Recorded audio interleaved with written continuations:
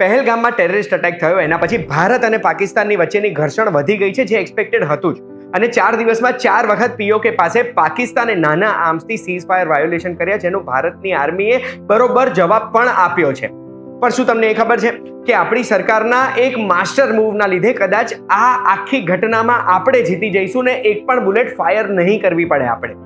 કેમ, એ જાણવા માંગતા હોય તો એના માટે ધ્યાનથી સાંભળજો. હું તમને એક વાત કહું.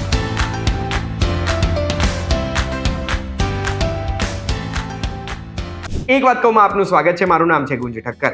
ભારત અને પાકિસ્તાનની વચ્ચે જો યુદ્ધ થાય ને તો ભારતે એકે બુલેટ મારવી નહીં પડે ને પાકિસ્તાન એની સામે હથિયાર મૂકી દેશે. અને એના હું તમને ઘણા બધા કારણો આ વિડીયોમાં કહેવાનો છું.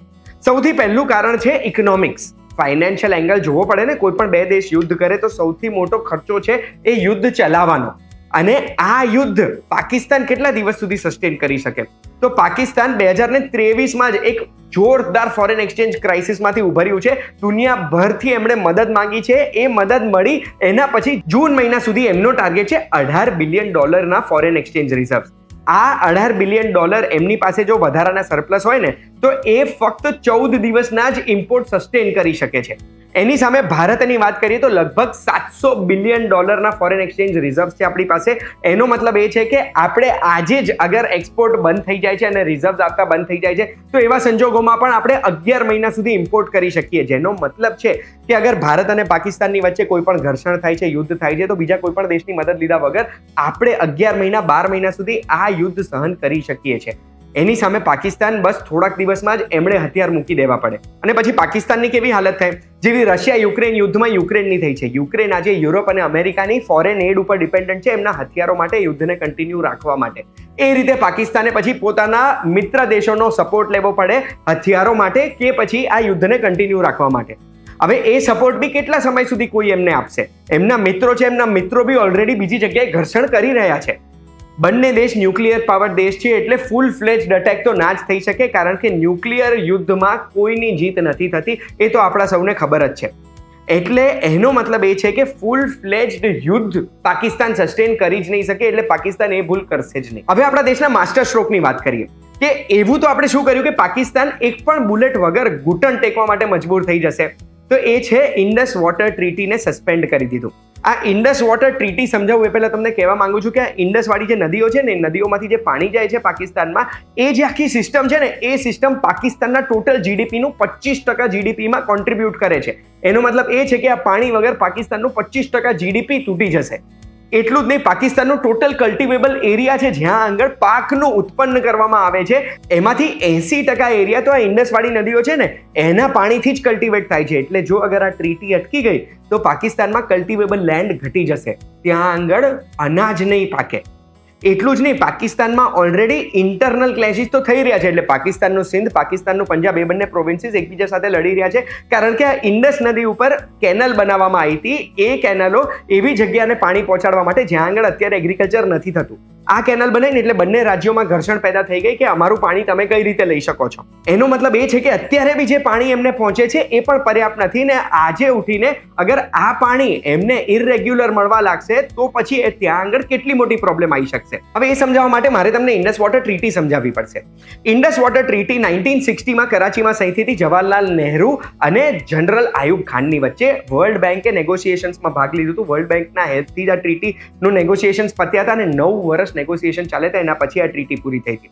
તો આજે નેગોશિએશન પછી જે ટ્રીટી પૂરી થઈ ને, ટ્રીટીમાં શું લખ્યું છે? તો જે ઇન્ડસ સિસ્ટમમાં જે 6 નદીઓ છે ને એને 2 ભાગમાં ડિવાઈડ કરી દીધા, વેસ્ટર્ન નદીઓ અને ઈસ્ટર્ન નદીઓ. વેસ્ટર્ન નદીઓ એટલે ઇન્ડસ, ચેનાબ અને ઝેલમ. આ 3 નદીઓ છે ને એનું બધું પાણી પાકિસ્તાનનું. લગભગ 80% પાણી આ 3 નદીઓમાંથી જાય છે, જે ભારતે પાકિસ્તાનને આપી દીધું હતું. આ જે 3 નદીઓનું પાણી હતું એ બધું પાકિસ્તાનનું. એમાં ભારત ખાલી શું કરી શકે?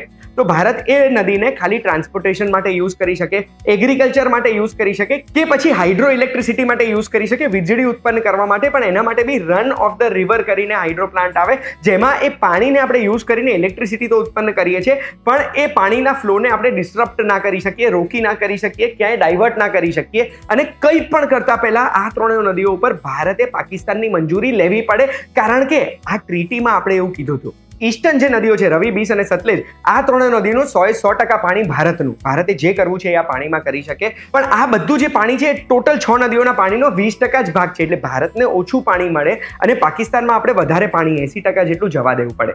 એટલું જ નહીં, article 6 of Indus water treaty શું કહે છે કે આપણે રેગ્યુલરલી ડેટા આપવો પડે પાકિસ્તાનને. ડેલી કેટલું પાણી છોડીશું, કેટલું પાણી રોકીશું, કેટલું પાણી ક્યાંથી આવવાનું છે, અને આ બધો જે ડેટા આપણે ટ્રાન્સફર કરીએ એનાથી પાકિસ્તાનમાં ખેડૂતો પ્લાન કરી શકે એમને કેટલું પાણી કઈ રીતે યુઝ કરવાનું, અને પાકિસ્તાન એ પાણીનું ડિસ્ટ્રીબ્યુશન પણ પ્લાન કરી શકે અલગ અલગ ચેનલ્સમાં. આ ડેટા છે ને એ જ સૌથી મુખ્ય ભૂમિકા ભજવે છે આ ઇન્ડસ વોટર ટ્રીટીમાં, કારણ કે જ્યાં સુધી ડેટા નથી ત્યાં સુધી પાકિસ્તાન આ પાણીનું પ્લાનિંગ કરી જ નહીં શકે.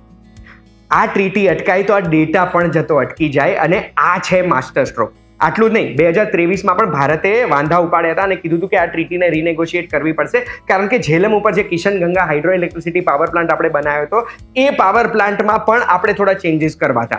એના સિવાય ચેનાબમાં પણ rattle hydro electricity power plant હતો, એમાં પણ આપણે ચેન્જીસ કરવા હતા, અને નાના નાના ચેન્જીસ કરવા માટે બી આપણે વર્લ્ડ બેંક અને પાકિસ્તાનની મંજૂરી લેવી પડતી હતી. ભારતે 2024માં પણ એવું કીધું કે આ ટ્રીટીના ટર્મ્સ રિનેગોશિએટ કરવા પડશે, કારણ કે ભારતનું પોપ્યુલેશન પણ હવે ચેન્જ થઈ ગયું છે, પાણીની રિક્વાયરમેન્ટ પણ ચેન્જ થઈ ગઈ છે, અને ક્લાઇમેટ ચેન્જના લીધે હવે પર્યાપ્ત પાણી મળતું નથી ભારતને. હવે આજે આપણે જોવા જઈએ ને તો જે વેસ્ટર્ન 3 નદીઓ મેં તમને કીધી ને, ઇન્ડસ, ચેનાબ અને ઝેલમ, આ 3 નદીઓ પર આપણે આ 1-2 પ્લાન્ટ સિવાય વધારે કોઈ ઇન્ફ્રાસ્ટ્રક્ચર ડેવલપ કર્યું નથી. એટલે આપણે આજે આ ટ્રીટી રોકીશું તો કંઈ આપણે તરત જ એમનું પાણી બંધ નહીં કરી શકીએ.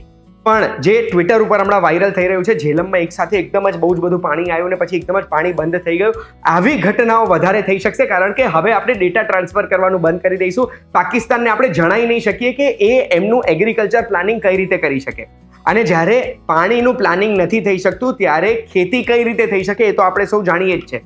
બેસિકલી આ ઇન્ડસ વોટર ટ્રીટી એ આપણું બ્રહ્માસ્ત્ર છે, જે ઇન્ડસ વોટર ટ્રીટીને યુઝ કરીને પાકિસ્તાનના જીડીપીના 25% ભાગ જેટલો આપણે ડિસ્ટર્બ કરી શકીએ છીએ, અને પાકિસ્તાન ફાઇનાન્શિયલી એવી પોઝિશનમાં નથી આજે કે એ આટલો મોટો ઝટકો સહન કરી શકે, ને એમણે આ ટેરરિઝમ અટકાવવું જ પડશે. આ વિડીયોમાં તમને જો ઇન્ડસ વોટર ટ્રીટી સમજાઈ ગઈ હોય અને ભારત સરકારનો આ માસ્ટર સ્ટ્રોક જો ખબર પડી હોય ને, તો બસ આવી જ માહિતી માટે એક વાત કહું, જોતા રહેજો વીટીવી ડિજિટલ પર. આપણે ફરી મળીશું.